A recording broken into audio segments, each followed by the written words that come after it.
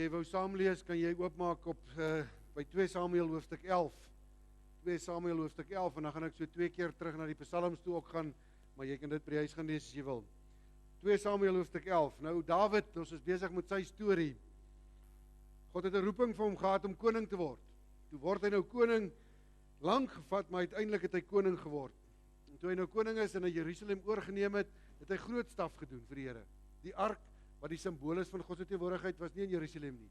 Dawid het hom gaan haal en gebring. Hy het al die volke rondom Israel verslaan, so daar was geen meer slawerny en ouens wat hulle beeste gesteel het en verdrukking en nie. Toe is hy op die toppunt van sy bediening as koning. En dan gebeur hoofstuk 11. 2 Samuel 11, kom ons begin by vers 1. In die lente. Lente is allemaal lekker tyd, nee. Dit is nog rukkie, dan is ons daar. In die lente, die tyd waarin die konings gewoonlik optrek om oorlog te maak, het Dawid op 'n keer vir Joab en sy soldate en die hele Israel uitgestuur. En hulle het die Ammoniete verslaan en Rabba beleer. Maar Dawid het in Jerusalem agtergebly. Eendag het hy na sy middagslaapie opgestaan en op die dak van die paleis gaan rondstap. En van die dak af het hy 'n vrou sien bad. Nou, hoekom sy in die middel van sorry, dit staan hier nie. Sy was baie mooi. Nou, vir 'n man om te sien 'n vrou is baie mooi, het hy nie net gekyk nie. Hy het gekyk. Vers 3. Dawid het oor haar laat navraag doen en iemand het gesê, dit is Batseba, die dogter van Eliam, die vrou van Uria, die Hetiet. Dawid het toe amptenare gestuur en haar laat haal. Dit was nadat sy haar reinigingsbad geneem het na haar maandstonde. En sy het na hom toe gekom en hy het by haar geslaap. En daarna is sy terug huis toe. En die vrou het swanger geword en vir Dawid laat weet, ek is swanger. Ek gaan nou verder lees. Dawid is nie meer so gefokus op dit wat hy moes doen nie. Hierdie job as koning en om al ewig te gaan oorlog maak, hy lê 'n bietjie by die huis rond. Stuur sy manne en sê, julle is mooi groot, gaan doen julle hierdie ding. En hy lê lui en verveeld by die huis. Dan na middagslaapie sien hy hierdie mooi vrou bad. En dan loer hy haar ordentlik af. Sy is so mooi, laat hy 'n plan maak om haar te sien te kry. Hulle laat weet hom, hey, dit is daai ou se vrou. Okay, laat haar kom. Ek het nogal baie oor hierdie storie gewonder, of alles in een aand gebeur het. En of hy 'n paar dae gevat het om haar op te chat. Ek het nogal gewonder, was sy dalk so bang vir die koning, dat, ek wil die eerste aand kon hy maak wat hy wou. Want sy was ook getroud, nee? Maar nou ja, niemand weet hoe dit gebeur, ons sal hom eendag kan vra, seker as ons in die hemel kom. Sy is swanger. En skielik het Dawid 'n probleempie wat al hoe groter word en later vir hom gaan sê, pa. Typies mens, probeer hy toesmeer. Julle het daai fliek van Mr. Bean gekyk, nee? Daar met die Mona Lisa. Dis presies. Ek het gesoek, maar ek kry nie die fliek nie, ek wou vir julle dit wys. Typies mens, probeer hy hierdie ding toesmeer, uitsorteer, en hoe meer hy probeer, hoe groter word die gemors. Ek bedoel, hy dink, kom ons laat net haar man huis toe kom. Dan gaan hy mos nou haar toe gaan, want sy is 'n mooi vrou. En dan gaan hy by haar slaap, want hy was nou lank in die veld gewees. En, dankie tog, dan sit sy baba, en nie myne nie. Maar hierdie man is 'n eerbare ou. Hy gaan slaap nie by sy vrou nie. Kyk vers 11. Hoekom nie, sê die koning. Dan antwoord hy, sou ek huis toe gaan om te eet en fees te vier en by my vrou te slaap, terwyl die ark en Israel saam met Juda in hitte woon en my aanvoerder Joab, sowel as sy soldate in die oop veld kamp opslaan. Dit sal ek beslis nie doen nie. Dis eintlik 'n shocking ding vir Dawid. Hey Dawid, ek is soos jy nie. Ek lê nie by die huis rond as ons manskap in die veld is nie. Ek doen my job. Yes, en dan Dawid 'n probleem. Dan laat hy hom die volgende aand weer kom. Dan maak hy hom dronk. En hy stuur hom huis toe. Maar nee, selfs die dronkheid help nie. Hy bly daar en hy slaap daar waar die slawe slaap. Daar gaan bly hy. En dan doen Dawid 'n skokkende ding. Ek dink hy het paniek geslaan. Want want hy skryf 'n briefie, waarin hy sê, laat hierdie ou wat die briefie dra, voor in die linies veg. Dan oor sonder dat hy doodgaan. En hierdie arme ou dra sy eie doodsvonnis vir die kaptein. Kyk vers 22. Die boodskapper het vir Dawid alles gaan vertel wat Joab hom beveel het. En hy het vir Dawid gesê, die vyand het dapper teen ons geveg. Hulle het tot in die oop veld na ons toe uitgekom, en toe ons hulle tot by die stadspoort terugdruk, het die boogskutters van bo van die mure af manskappe begin raakskiet. So het party van die koning se soldate gesneuwel, en ook Uria die Hetiet het gesterf. En Dawid vir die boodskapper beveel, sê vir Joab, jy moet jou nie te veel aantrek nie. Dit gebeur nou maar eenmaal, so dat mense sneuwel. Veg dapper in jou stryd teen die stad en verwoes dit. Praat hom moed in. Uria se vrou het gehoor, haar man is dood, en sy het oor hom getreur. En toe die routyd oor was, het Dawid haar na sy huis toe laat haal. Sy het sy vrou geword en vir hom 'n seun in die wêreld gebring. Maar wat Dawid gedoen het, was verkeerd in die oë van die Here. Koelbloedig beplan hy nie net hierdie ou se moord nie, maar ook 'n klomp ander ouens se. Koelbloedig, omdat hy die koning is, forceer hy ander ouens om saam met hom te lieg en te bedrieg en saam met hom te speel, sodat hy sy sonde kan toemaak. En dan word daar 'n seun gebore. Maar dit moes seker so 'n jaar of wat vat voor Nathan na Dawid toe gekom het. En in daai jaar het Dawid weggekom met sy nonsens wat hy aangevoel. Mense het nie daaroor gepraat nie, want hy's die koning. En hy het net begin dink, ja, gebeur nou niks nie. So ek is alright. Maar daar het nie niks gebeur nie. Hoor Psalm 32. Want dan nou, Dawid het geweet wat hy gedoen het. En hy het geweet, God weet wat ek gedoen het. Vers 32, Psalm 32 vers 2. Hoor hoe beskryf hy dit? Wat in daai jaar met hom gebeur het. Hy sê, dit gaan goed met die mens, vir wie die Here die oortredings nie toereken nie, en in wie se gees daar geen valsheid is nie. Hoor vers 3. Toe ek oor my sonde geswyg het, het my liggaam uitgeteer, soos ek heeldag om hulp geroep het. U hand het dag en nag swaar op my gedruk. My krag het opgedroog soos water in die somerhitte. Toe ek my sonde bely, my oortredinge nie weggesteek het nie, ek het gesê, voor die Here bely ek my opstandigheid, en U het my skuld vergewe. Swyg oor sy staf vreet hom van binne af letterlik op. Uitgeteer. Want hy het geweet wat hy gedoen het, en hy het geweet, God weet. En dit het hom verniel.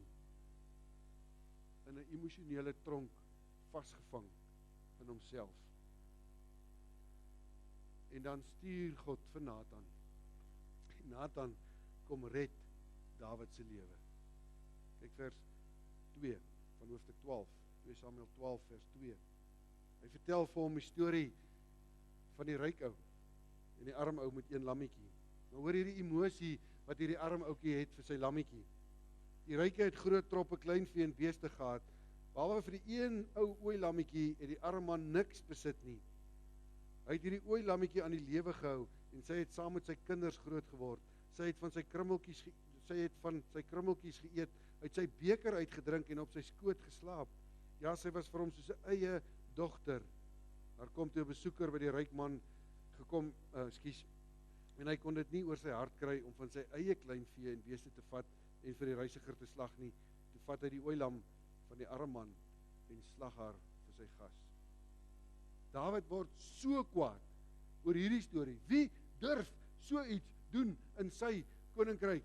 So ou moet doodgemaak word, sê hy. En dan sê Nathan, is jy Dawid? Is jy wat dit gedoen het? En wat doen Dawid? Onmiddellik. Ja, dis ek. En ek dink hy het gesê, dankie tog. Nou kan ek dit bely en van my lyf afkry. Nou kan ek vrykom. Dankie tog dat Nathan my kom red het. Bly gaan op Psalm 51. Psalm 51 is in hierdie tyd geskryf. Hoor Dawid se hart. Dis hoekom hy 'n man na die hart van God is. Dis hierdie Psalm 51. Dis 'n Psalm van Dawid. Na aanleiding daarvan dat die profeet Nathan na hom toe gekom het oor sy oorspel met Batsheba. Hoor wat sê hy? Wees my genadig, o God, in u troue liefde, wis my oortredings uit in die groot barmhartigheid. Was my skoon van my skuld, reinig my van my sonde.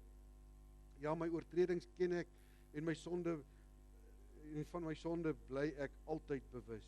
Vers 4. Teen u alleen het ek gesondig. Ek het gedoen wat verkeerd is in u oë. U uitspraak is dus reg en die oordeel regverdig.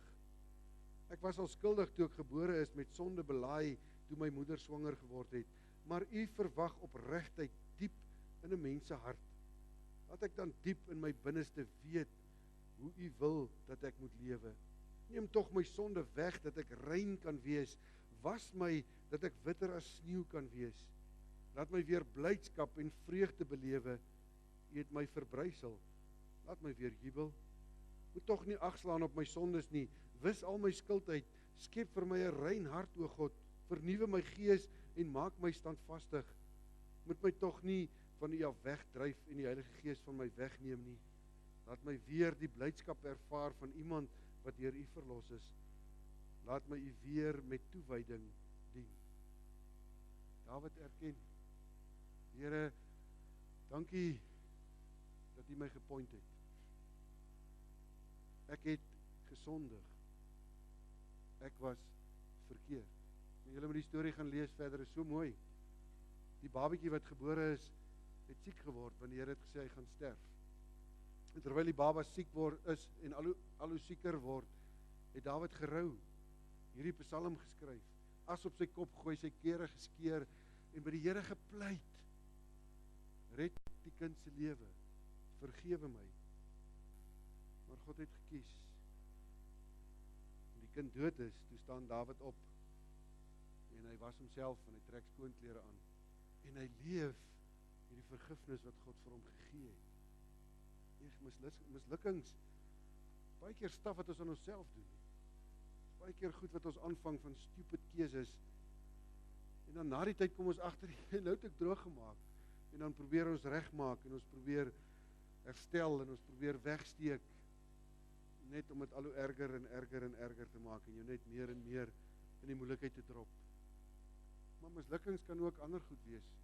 Kan wat mense aan jou gedoen het, wat jou laat voel soos 'n mislukking, wat jou laat voel, ag, ek is niks werd nie, want kyk wat doen mense aan my, en kyk hoe maak mense met my. Here, ek is nou 10 jaar hier en ek sal vir julle lank besig hou met storie op storie op storie van hoeveel keer dit al gebeur het, dat 'n meisie by my kom en sê, maar ek is verkragt, of ek is gemolesteer en ag, nou is ek nie meer 'n maagd nie, nou slaap ek by wie ek al wil, want dis wie ek is. Ek is nie goed genoeg nie, ek is 'n mislukking. Hoe kappels by my uitkom en sê, ons het ergens te ver gegaan, en nou het ons dit nou maar gedoen, so ons hou nou maar aan. Oor drank. Ouens wat sê, ag weet jy, ek het nou nogal 'n reputasie in die koshuis wat ek moet leef, as die ou wat die meeste kuier. Ek kan nie nou ophou nie. En ek het nou die reputasie, so ek kan nou maar net sowel aanvoeter. Ek kan dalk 'n mislukking voel deur jou studies en sê, ek weet, ek het nie my deel gebring nie, en nou kos ek my maale nog 'n jaar of 2 ekstra. Ek is 'n mislukking.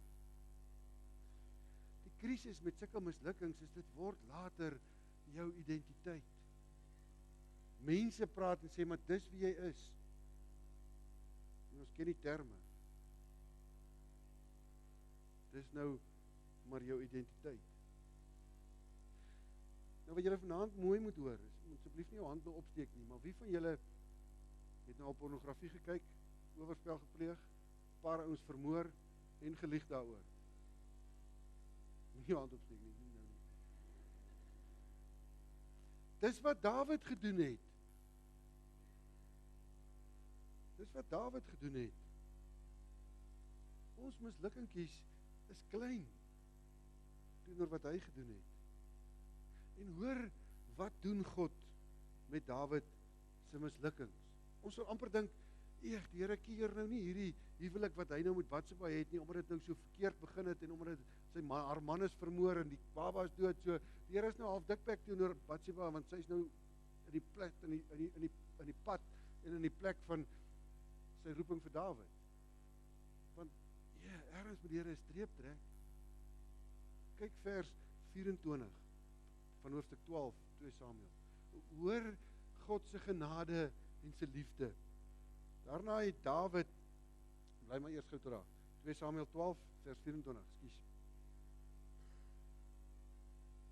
Daarna het Dawid sy vrou Batsheba getroos. Dis nou na die baba dood is, nie? Hy het by haar slaapkamer ingegaan en by haar geslaap en sy het 'n seun in die wêreld gebring en Dawid het hom Salomo genoem. En die Here het hom liefgehad en het hom deur die profeet Nathan Jadidja laat noem. Dit beteken die Here het hom lief. Is dit nie beautiful nie? God vergewe nie net Dawid se sonde nie en Batsheba se. Nee. Hy het hulle lief. Hy het die seun lief. Salomo het die grootste koning geword nog ooit van alle tye, die slimste een van alle tye, die rykste een.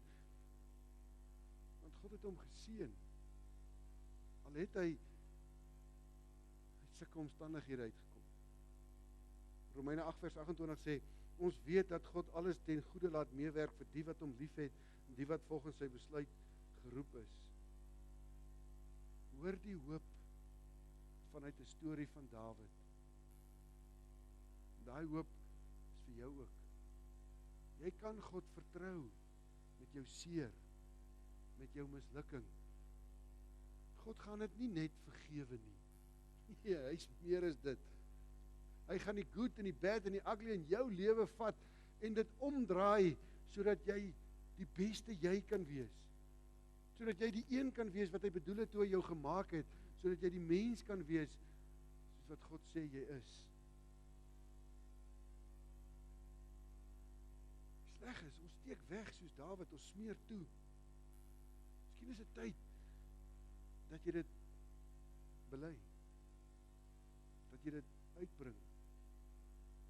Dawid het nogal 'n geestelike leier gehad, Nathan, wat hom gehelp het met dit.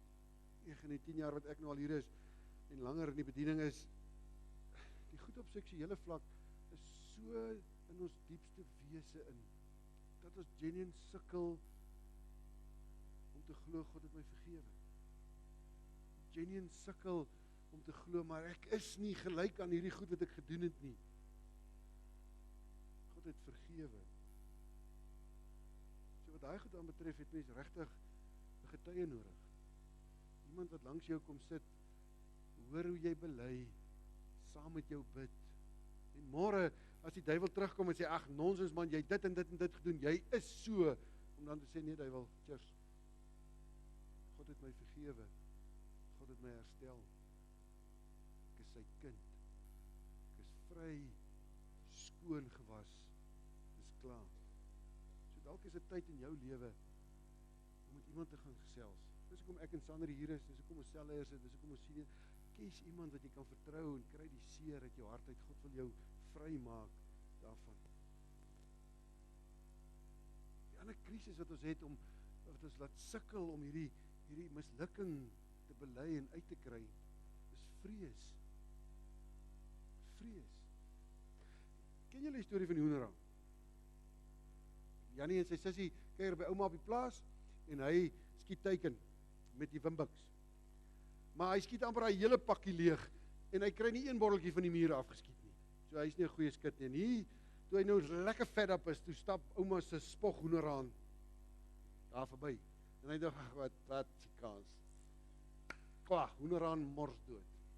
Hy skrik hom vrek, gryp die hoenderhaan en gaan steek hom weg, gooi hom weg as hoop. Daai aand toe hulle by die ete sit, toe sê ouma vir sussie, hoor, kom help gou vir ouma met die skorrelgoed en afdek. Sy sê, nee ouma, Jannie gaan vanaand. En sy lê sy oor die tafel en sê, onthou die hoenderhaan. Vir 'n hele week was Jannie meer skorrelgoed en maak beddens op en alles, want sussie sê net, onthou die hoenderhaan. Nee, ouma, Jannie sal. Onthou die hoenderhaan. 'n week hou hy uit. Na 'n week gaan hy na ouma toe, want toe kry hy. So ouma, skus. Ek het ouma se hoenderhaan doodgeskiet. Sy sê, ja, ek weet, ek het jou deur die kombuisvenster gesien. Ek wou net sien, hoe lank vat jy en word jy verniel onder sussie? Die duiwel kom en hy sê vir jou, jy kan nie dit sê nie, wat gaan mense van jou dink? Wat gaan mense sê oor jou? Hierdie goed mag jy vir niemand sê nie. En dan bly jy maar stil. Hierdie goed moet jy so skaam oor voel, mens kan dit nie hardop vir iemand anders sê nie, want hulle gaan dit van jou dink en jou judge, en jy sal nooit weer in jou lewe 'n maatjie maak nie. Hy lieg vir jou. Hy lieg vir jou, want dis nie hoe God se liefde werk nie. God vat dit weg, en hy maak jou vry. Onthou Psalm 32, ons doen dit aan onsself, omdat ons bang is. En as ek dink ek gaan nou, dan sê die duiwel, onthou die hoenderhaan. En dan sit jy weer. Jesus het gekom, en hy sê, almal wat moeg en oorlaai is, kom na my toe. Ek sal vir jou rus gee. As God dit met Dawid kon doen, en al die staf wat hy aangevang het, sal hy dit met jou nog meer doen. Dis hoekom Jesus aan die kruis gesterf het. Hy het nie net gesterf dat ons verlos kan word van ons sondes nie. Hy het gesterf sodat die wat gevangene is, vry kan kom. En jy kan 'n gevangene wees van vrees, van mislukkings, van wat ander mense aan jou gedoen het. En jou emosies binne-in vreet jou op. Jesus het gekom om jou vry te maak. Hoor mooi, al vergeet jy alles wat jy in hoeveel jaar geleer het op hierdie waarstie, onthou hierdie sin. Jy is nie gelyk aan wat jy aangevang het nie. Jy is gelyk aan wat God sê jy is. Dis wie jy is. Sy kind. Vrygemaak. Ek het weer sê. Jy is nie gelyk aan wat jy aangevang het nie. Jy is gelyk aan wat God sê jy is.